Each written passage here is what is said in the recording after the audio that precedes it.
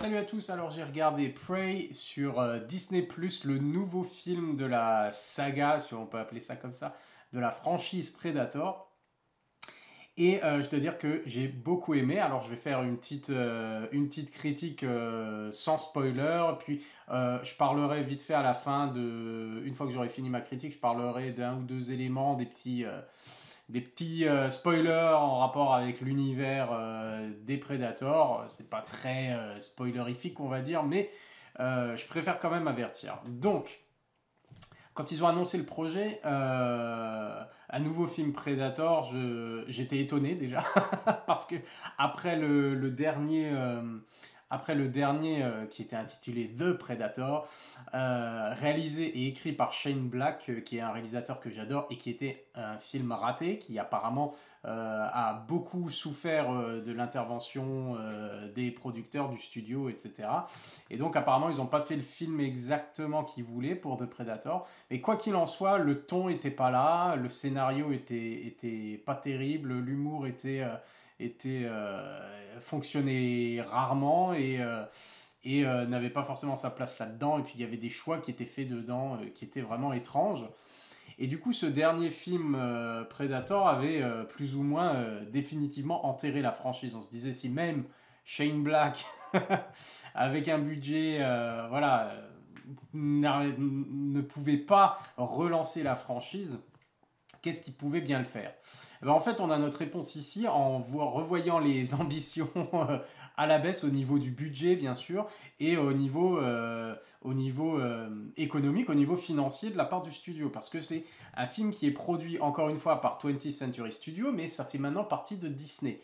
Et Disney, alors je ne sais pas exactement pourquoi ou comment, voilà, ne voulant pas faire d'ombre peut-être à ces produits Disney au cinéma, parce qu'ils ont maintenant beaucoup beaucoup de films à sortir, a décidé, ou alors simplement en jugeant on va dire l'échec cuisant au box-office du dernier film, s'est dit bon ben on va pas tenter une sortie ciné en plus en période de post-pandémie où les gens retournent quand même pas au cinéma excepté pour voir les gros gros gros films.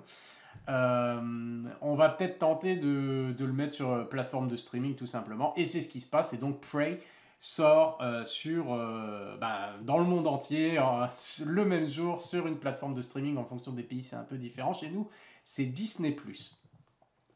Et du coup c'est vraiment dommage finalement, mais je comprends d'un point de vue business pourquoi ils ont fait ça, du coup, mais d'un point de vue spectateur, d'un point de vue spectacle, c'est vraiment dommage parce que ce film aurait mérité largement une sortie cinéma. Je dois dire que c'est le meilleur film Predator depuis l'original. Voilà, l'original qui est indétrônable, qui est absolument magnifique, qui est un chef-d'œuvre du film d'action de science-fiction. Attention, hein, ça, pour tout le monde, ça ne veut pas dire la même chose, hein, la définition du mot chef-d'œuvre. Et c'est pareil, là j'ai entendu parler pour Prey, du coup, un chef-d'œuvre du genre, etc. Je n'irai pas jusque-là, je dirais pas que c'est un chef-d'œuvre, je dirais que c'est un très bon film, un excellent film d'action, un excellent film d'aventure, un excellent film de divertissement. Je n'irai pas non plus jusqu'à crier au chef-d'œuvre. Mais bon sang, il fait du bien ce film. Et il est, comment dire, alors déjà il n'y a pas du tout Predator dans le titre, il s'appelle Prey. Du coup on ne s'intéresse pas au prédateur mais à la proie ici. On a ce point de vue là, qui est d'ailleurs le point de vue qu'on a pratiquement dans tous les films, mais bon, bref. Et ce qui fonctionne du coup dans ce film là, c'est justement le parti pris, le choix de se passer cette histoire 300 ans en arrière. Au milieu on va dire, d'une communauté. Ça se passe dans une communauté comanche, donc d'Amérique du Nord, et c'est au niveau visuel, c'est déjà très intéressant.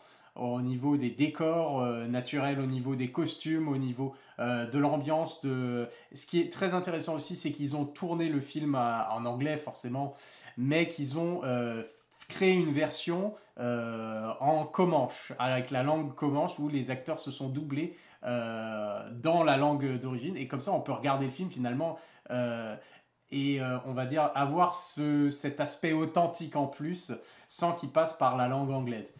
Mais ça, moi, je l'ai regardé en VO et puis il passe par l'anglais. Et puis après, il y a des faux français, comme ils aiment bien le faire dans les, dans les films américains, où ça parle français. Mais ça m'a pas perturbé que voilà, d'un coup ils passent à l'anglais, que les Comanches passent à l'anglais alors qu'ils sont pas censés parler anglais. C'était, je comprends tout à fait pour d'un point de vue, on va dire, tout public, pour que tout le monde puisse regarder, avoir fait une traduction du film. Bon voilà, voilà.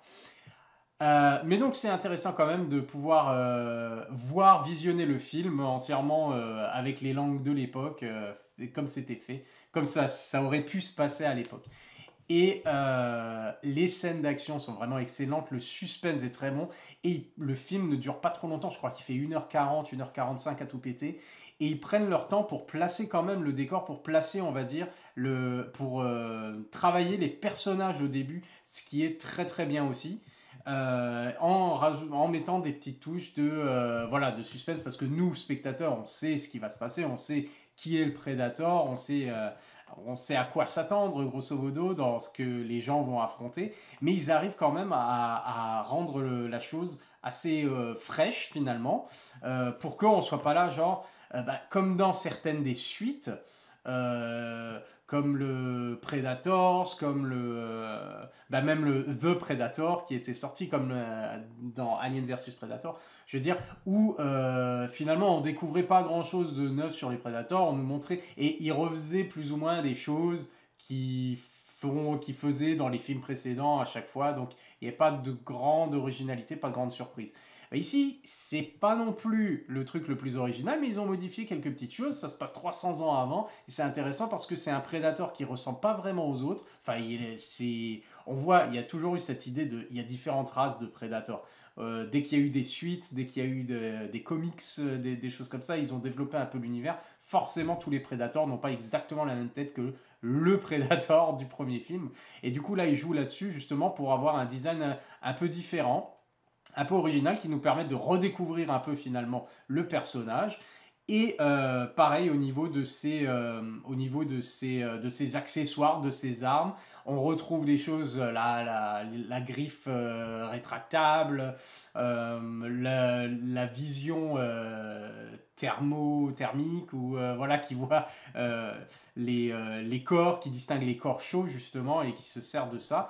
Et il a un casque qui est beaucoup moins futuriste, et j'ai bien aimé parce que c'est genre 300 ans en arrière, et du coup ils ont fait le côté un peu plus pareil, un peu moins avancé pour le Predator. Il a la visée laser, mais il tire pas des lasers, il tire des pics, des flèches, et ça j'ai trouvé super intéressant, surtout d'avoir adapté un peu, d'avoir trouvé quelque chose de neuf en faisant un peu plus ancien en fait. Et ça j'ai trouvé que c'était une touche très intéressante.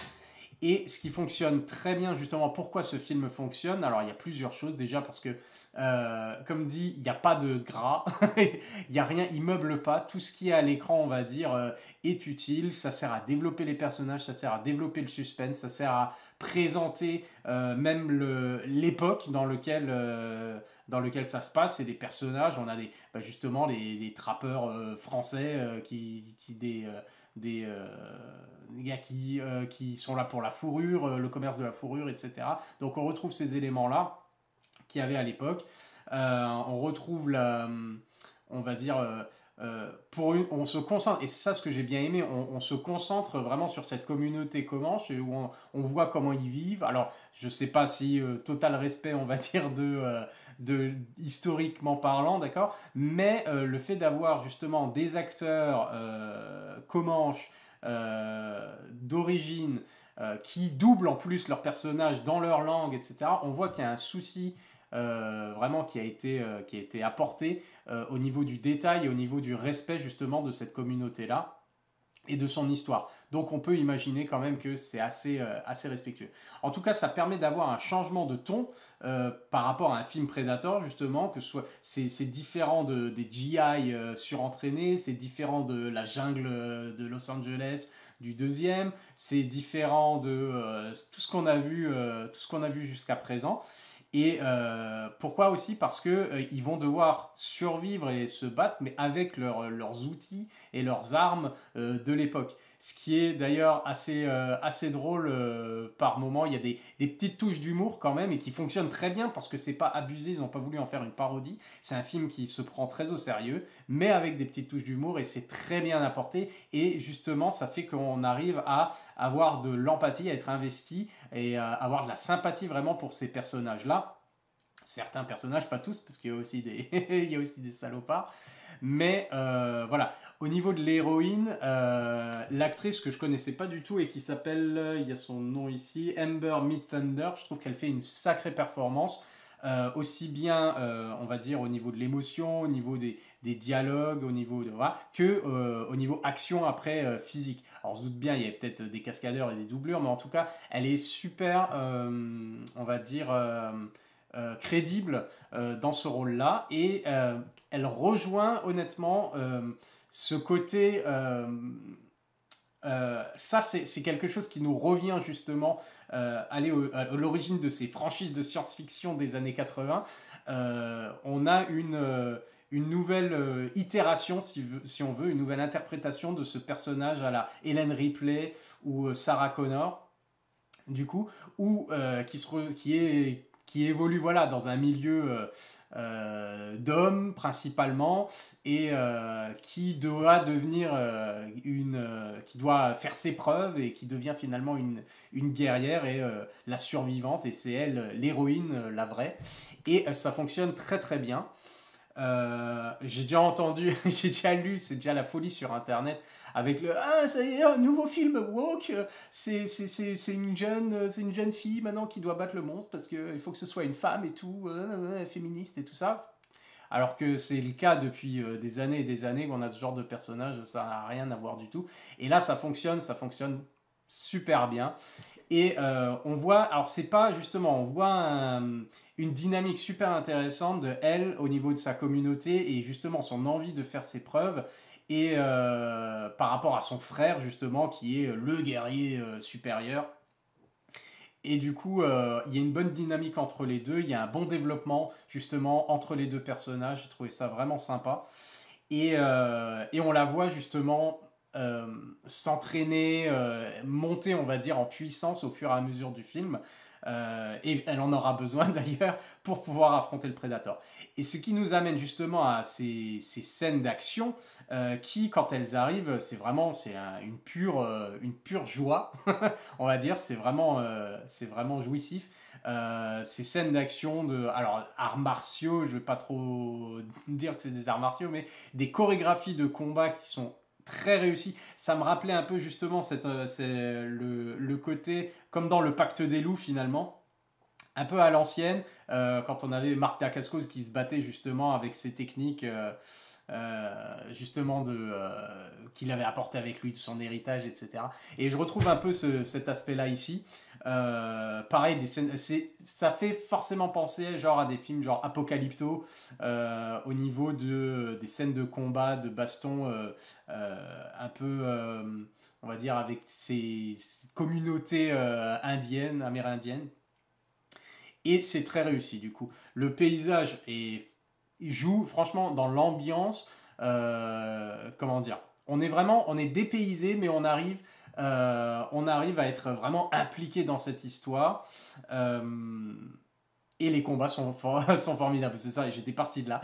J'ai vraiment beaucoup aimé les chorégraphies des combats et les idées justement qui s'enchaînent. Parce qu'une fois que c'est beaucoup de suspense finalement, d'abord on place les personnages, après on crée vraiment ce suspense avec... Ils découvrent au fur et à mesure, il y a quelque chose qui cloche et voilà, le Predator provoque des choses. Et après l'affrontement direct avec le Predator et avec les chasseurs, les trappeurs français. Et il y a tout cet aspect-là, du coup, qui est super bien traité parce que je trouve que le scénario est vraiment, comme j'ai dit, il n'y a pas de gras.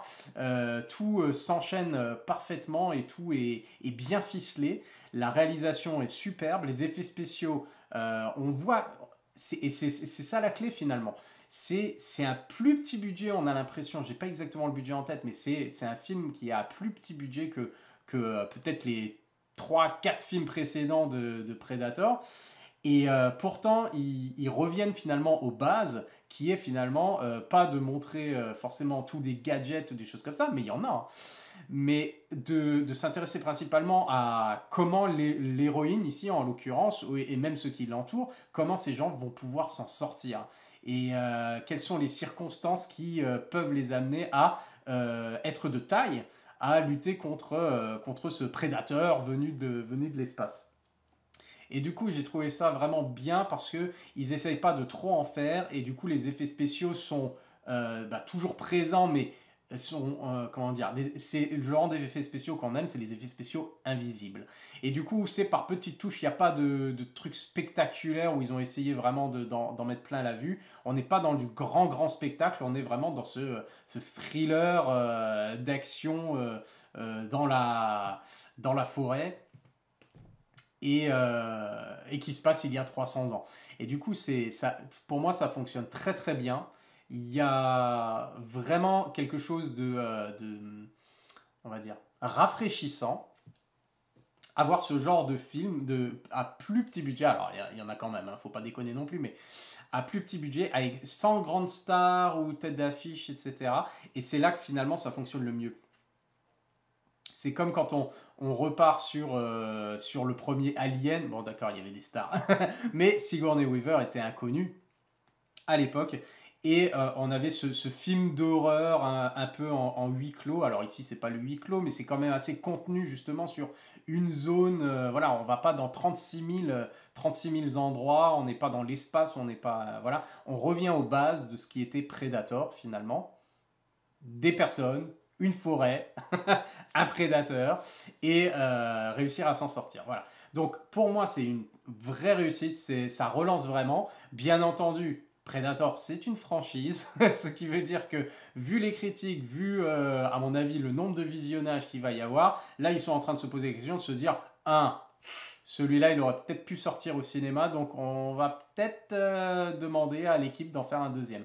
Le réalisateur, c'est Dan Trachtenberg, et qui avait fait déjà, et ça, du coup, réalisateur à suivre, il avait fait 10 Cloverfield Lane, qui était un genre de spin-off suite de Cloverfield, mais qui avait rien à voir avec le premier film Cloverfield, justement, où il prenait un aspect de cet univers-là, et qui complètement différent. Il faisait un thriller, un huis clos pour le coup, un thriller dans l'univers, on va dire, de Cloverfield, mais sans que ce soit voilà, une redite et que ce soit vraiment la suite du film.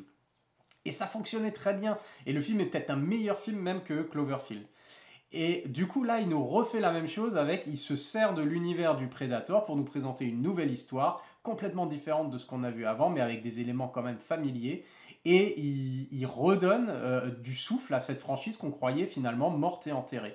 Et pourquoi ça fonctionne aussi, je pense, parce qu'il y a cet élément d'excellente surprise. Alors déjà, c'est un film de qualité, et en fait, il y a cet élément on est surpris que ce soit un film de qualité, et c'est ça finalement, c'est la recette pour ce genre de film, c'est-à-dire respect du film original, mais raconter une histoire qui n'est pas forcément plus spectaculaire, plus énorme, toujours plus, etc.